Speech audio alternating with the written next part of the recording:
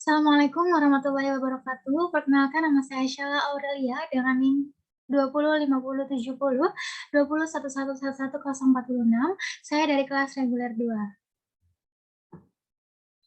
Saya dari kelompok 5, mata kuliah keperawatan dasar 2, program studi ilmu keperawatan, Fakultas Kedokteran Universitas Brawijaya 2021.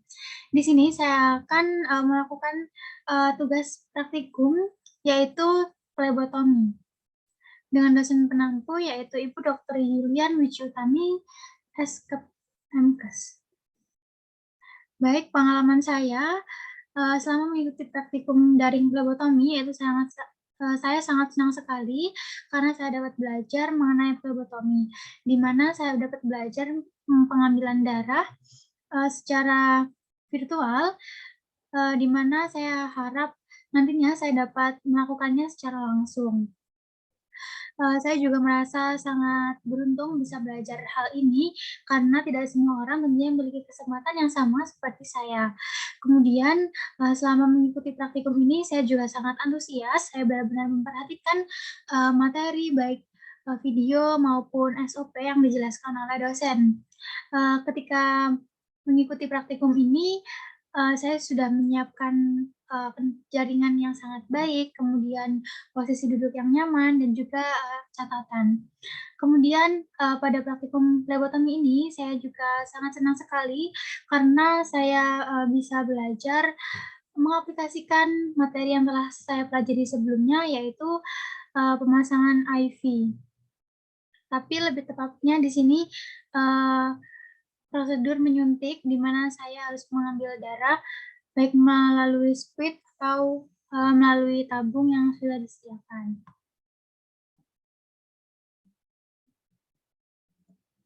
Baik, untuk hal yang ingin saya pelajari lebih dalam dan belum saya pahami di praktikum plebotomi ini, yaitu saya ingin sekali yaitu saya sangat ingin belajar mengenai cara-cara menentukan vena dengan baik dan benar dengan cara praktikum langsung atau bukan hanya sekedar secara virtual.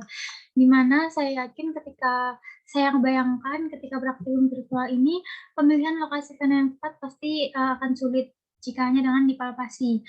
Sehingga saya sangat ingin belajar lebih dalam dan memahami bagaimana cara memilih vena yang tepat sehingga tidak salah penusukan dan darah yang kita ambil itu dapat banyak dan berkualitas. Kurang lebihnya seperti itu. Baik, untuk prinsip utama prosedur, tentunya kita harus menggunakan sarung tangan yang bersih, kemudian squid dan jarum yang kita gunakan itu harus steril karena jarum tersebut akan masuk ke tubuh seseorang atau klien kita. Kemudian jarum dan squid itu tidak boleh terkena tangan maupun sarung tangan di bagian dalamnya karena prinsip dari squid dan juga jarum itu adalah steril sehingga kita tidak boleh menyentuhnya. Nah, kemudian untuk tujuan utama dari prosedur tindakan ini yaitu untuk memeriksa atau mendiagnosa suatu penyakit, kemudian evaluasi terapi dan juga memonitor kondisi klien.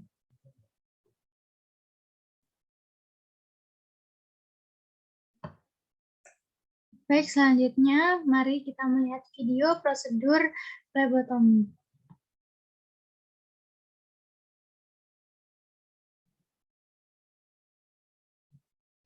Baik, untuk videonya, pertama kita harus menyiapkan alat dan bahannya, di mana alat bahannya itu ada sarung tangan bersih, kemudian alcohol swab, kemudian ada tourniquet, kemudian ada perlak, dan juga alas perlaknya ya maksudnya. Kemudian ada bantalan jika diperlukan. Kemudian ada squid dengan ukuran yang sesuai kebutuhan. Kemudian ada tabung periksa. Kemudian ada antikoagulan jika diperlukan. Kemudian ada label. Kemudian ada lembar permintaan laboratorium. Kemudian ada tabung vacuum thinner. Kemudian ada needle dan juga holder. Kemudian ada bengkok, kasa steril, plester, gunting plester, dan juga tempat pembuangan benda tajam. Baik, prosedur yang pertama kita harus mencuci tangan.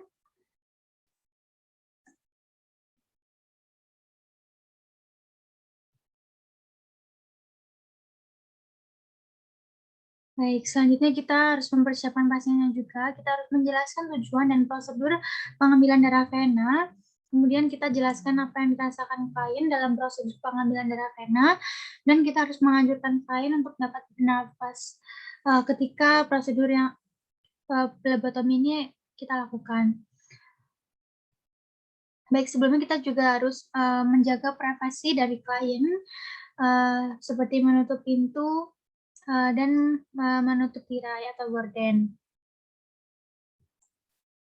Baik, selanjutnya kita pasangkan tourniquet-nya. Kita posisikan tangan klien dengan posisi ekstensi dan mengepal menghadap ke atas dengan diganjal bantal atau handuk ya. Baik.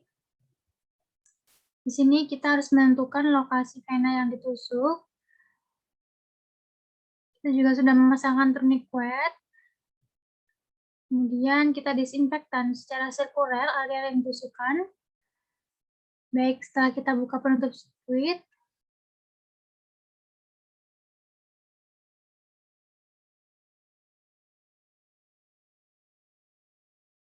baik, kita posisikan jarum dan kita masukkan secara perlahan, baik.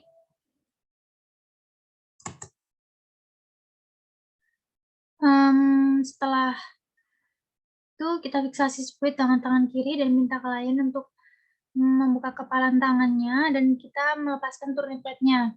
Kita juga sudah menarik spuitnya atau pengisar spuitnya sampai volume darah yang kita butuhkan.